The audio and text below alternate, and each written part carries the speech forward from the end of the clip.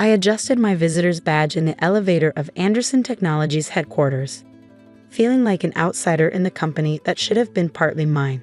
The quarterly shareholders meeting was starting in 20 minutes, and for the first time in 5 years, I had a front row seat to my family's empire. "Hold the elevator," a familiar voice called out. My brother Michael rushed in, his Italian suit probably worth more than my car. He didn't recognize me. Why would he? The last time we'd spoken, I was being escorted out of this building by security. "Thanks," he muttered, barely glancing at me while typing on his phone. 15th floor? Actually, the conference room level, I replied quietly. Shareholders meeting. That made him look up, frowning at my visitor's badge. "That's a restricted meeting. Who are you representing?" I smiled. "Nova Software Solutions." His eyes widened slightly. Anderson Technologies had been desperately trying to identify Nova's ownership for months. Our software had become the backbone of their operations, yet no one knew who really controlled the company. "You're from Nova." Michael straightened his tie. "I've been trying to arrange a meeting with your CEO for weeks." "I know," I said as the elevator doors opened. "Your emails were quite persistent."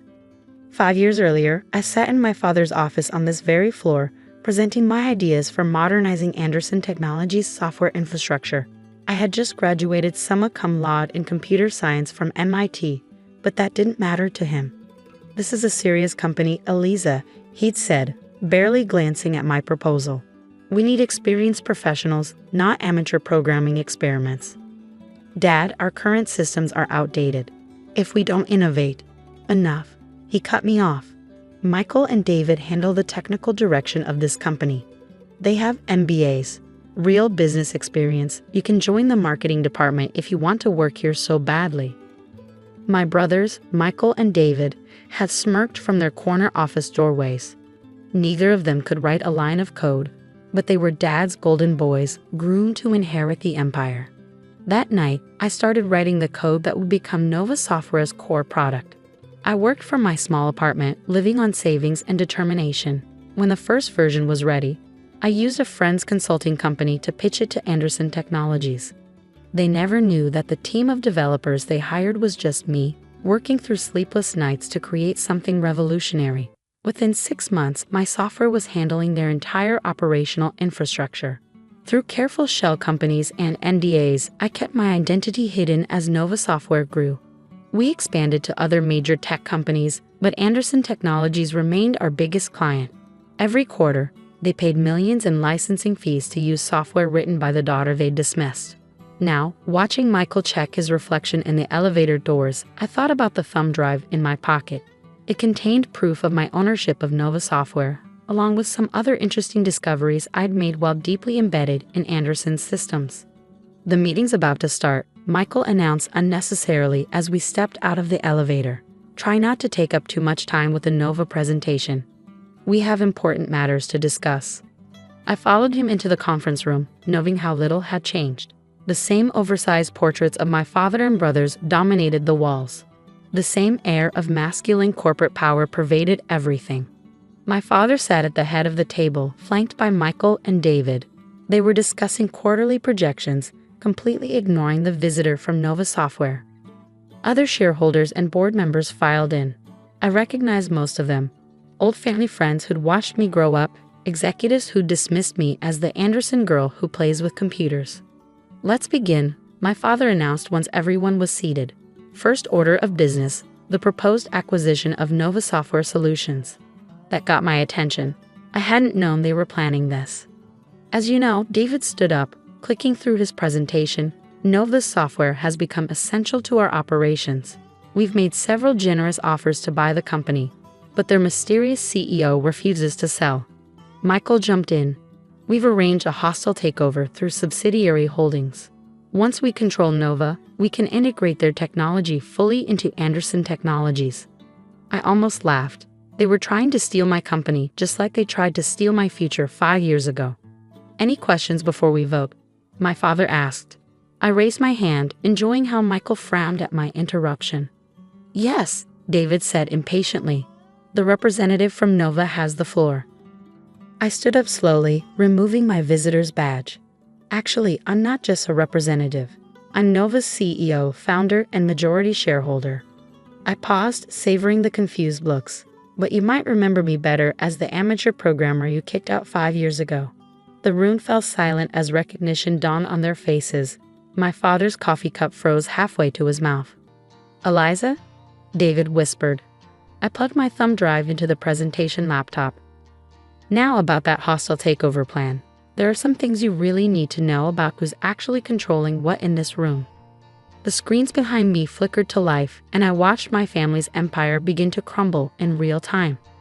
The screens behind me displayed a complex web of corporate structures, financial transactions, and code repositories.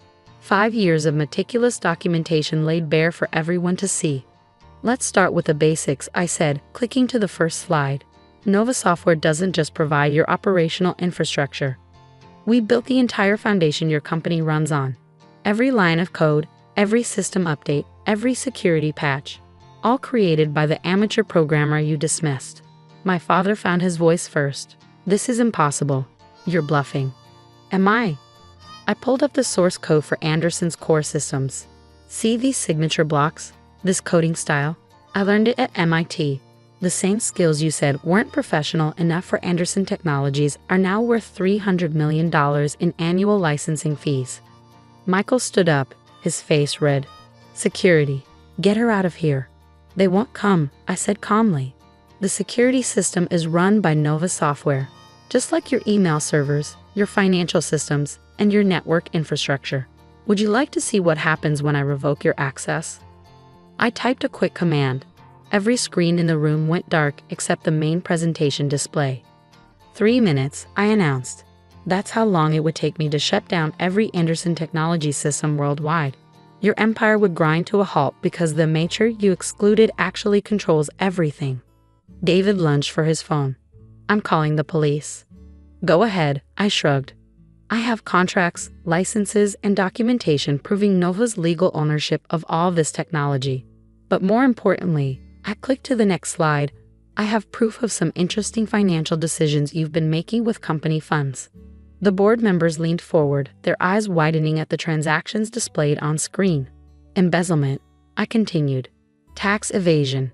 Insider trading. All carefully hidden in systems you thought nobody could access. But I built those systems, remember? I see everything." "What do you want?" My father's voice was barely a whisper. "Originally, I wanted to help modernize our family company, to use my skills to build something meaningful." I met his eyes across the table. "But you decided an MIT education and passion for technology weren't as valuable as MBAs and business connections." I turned to the board members. "You're about to vote on a hostile takeover of Nova Software, but Nova isn't for sale. In fact," I pulled up another document, "we've just acquired controlling interest in Anderson Technologies through a series of shell companies and proxy votes." The room erupted in chaos. Board members shouted questions, my brothers turned pale, and my father slumped in his chair. "You can't do this," Michael protested. "We're family." "Family?" I laughed. "Was it family when you had security escort me out? When you mocked my amateur coding? When you tried to steal my company?" I clicked through more slides showing Nova's growth, acquisitions, and market position. "While you were busy protecting your precious MBAs and corner offices, I built something bigger than Anderson Technologies could ever be. Nova Software doesn't just run your systems. We run systems for half the Fortune 500. My father stood up shakily. "We can work this out. Come back to Anderson. Take my position. Just don't." "Don't what?"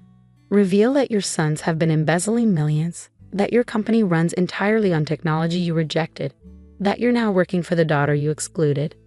I turned to the board members. "I'm not here to destroy Anderson Technologies. I'm here to save it. Nova Software will acquire Anderson, modernize its operations, and transform it into a true tech leader. But there will be changes." The vote was quick and decisive. Within an hour, Anderson Technologies became a subsidiary of Nova Software. My brothers were escorted out of the building, this time by the security system I controlled. My father resigned, effective immediately. As the board members filed out, many stopping to shake my hand or offer congratulations, I sat in my father's former chair. The portraits of him and my brothers still hung on the walls, but not for long. "Ms. Anderson," my assistant entered. The same woman who'd been my best friend at MIT and helped me start Nova. The press is waiting for the announcement, and you have a call from Forbes. They want to do a cover story. Tell them I'll call back, I said, looking around the room where I'd once been told I wasn't qualified enough. I'm busy redecorating. Over the next few months, Anderson Technologies transformed. The old guard was replaced with talented developers and engineers, hired for their skills, not their connections. The embezzled funds were recovered, the systems modernized further, and the company culture completely rebuilt. My brothers tried to sue, claiming I'd violated family trust. Their case fell apart when my documentation of their financial crimes came to light. They both took plea deals to avoid jail time. My father sent lengthy emails about family loyalty and forgiveness. I archived them all, just like I'd archived his dismissals of my abilities years ago. 1 year after the takeover, I stood in my office, now at Nova's headquarters, not Anderson's, looking at the magazine covers and awards on my wall. 30 under 30 in tech. Most innovative CEO, Woman of the Year in technology. My phone buzzed. A message from my father. Just saw Anderson's stock price hit an all-time high. I was wrong about you. Can we talk? I smiled, remembering his words from that day in his office. We need experienced professionals, not amateur programming experiments. My reply was simple.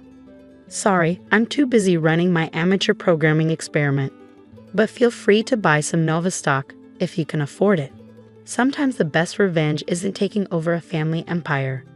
It's building something so much bigger that the empire becomes just a small part of your success. The portraits of my father and brothers were replaced with something else. The first lines of code I wrote for Nova Software, framed and mounted where everyone could see it. Underneath, a small plaque reads, "Never let anyone define your qualifications. Success is the best revenge." As for Anderson Technologies, it's now just a minor subsidiary in Nova's portfolio. But I kept the name, as a reminder that sometimes the person they exclude becomes the person they end up working for. And those systems my brothers tried to steal, they still run on my amateur code. Every time they try to log into their restricted company accounts, they're greeted with a simple message, "Access denied. Please contact the amateur programmer for assistance." Some say success is the best revenge. I say success is just the beginning. The real satisfaction comes from watching them realize that everything they tried to take from you was just a small part of what you built without them.